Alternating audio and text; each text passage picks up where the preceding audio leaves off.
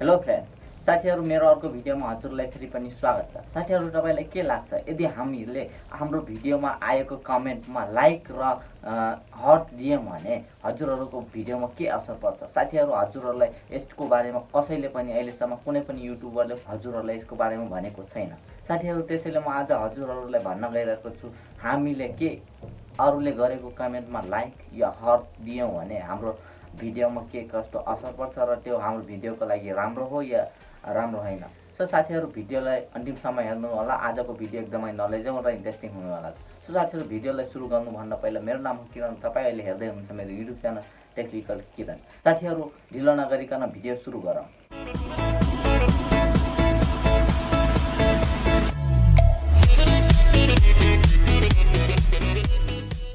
यस साथीहरू, यदि हामीले हाम्रो कमेन्टमा हाम्रो भिडियोको तल आएको कमेन्टमा लाइक या हामीले हार्ट दियौँ भने हजुर हाम्रो भिडियोमा एकदमै नकारात्मक असर पर्ने गर्दछ।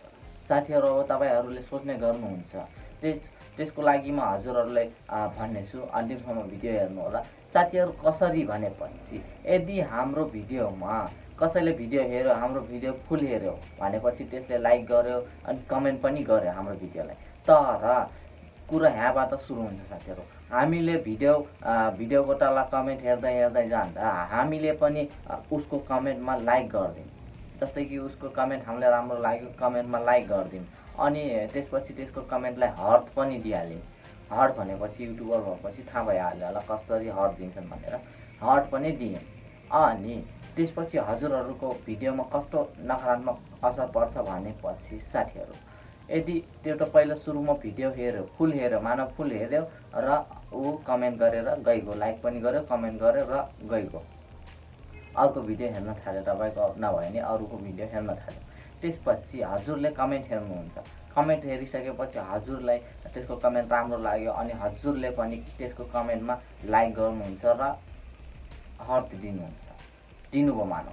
त्यसपछि उसले नोटिफिकेसन पाउँछ तपाईँको कमेन्टलाई, उसले जसको कमेन्टमा तपाईँले, जस्तै कि मैले लाइक गरेँ उसको कमेन्टलाई भने उसलाई नोटिफिकेसन जान्छ कि तपाईँको कमेन्टलाई कसैले लाइक गरेको छ भनेर, हार्ट पाएको छ भने त्यो च्यानलबाट तपाईँले हार्ट पाउनु भएको छ भनेर। त्यसपछि त्यो मान्छेले त्यो नोटिफिकेसनलाई क्लिक गर्छ अनि हजुरहरूको च्यानलमा फेरि पुनः त्यही भिडियोमा आउँछ। तर त्यति बेला हजुरहरूको जुन फेरि पनि आउँछ त्यसपछि त्यसमा हजुरको भ्यू त बढ्यो तर हजुरको भिडियो त्यसले हेर्दैन, किनकि पहिले नै त्यसले हजुरको भिडियोलाई हेरिसकेको छ। हजुरको भिडियो फेरि हेर्दैन, उसले आफ्नो कमेन्टमा कस्तो हार्ट आयो भनेर मात्रै चेक गर्न मात्रै आउँछ। सो साथीहरू यसैले गर्दा हजुरहरूको भ्युज त बढ्छ, 1-2 भ्युज बढ्छ यस्तै गरी, तर अडियन्स रिटेन्सन चाहिँ कम हुँदै जान्छ। युट्युबले के भन्छ भनेपछि त्यसको जसको हजुरले भिडियो हाल्नुभयो भने त्यसमा अडियन्स रिटेन्सन राम्रो आयो भने हजुरको भिडियोलाई प्रमोट गर्नुपर्ने हो, तर हजुरको भिडियोमा भ्युज आयो, भ्युज अनुसारको वाच टाइम आएन अनि हजुरहरूको भिडियो डाउन हुँदै जान्छ। सो साथीहरू हजुरहरूले पनि जानिराख्नु, हजुरहरूले पनि कसैले कमेन्ट गर्यो भने लाइक गर्नुहोस्, तर हार्ट चाहिँ सकेसम्म हार्ट चाहिँ एकदमै कम मात्रामा दिनुहोस्।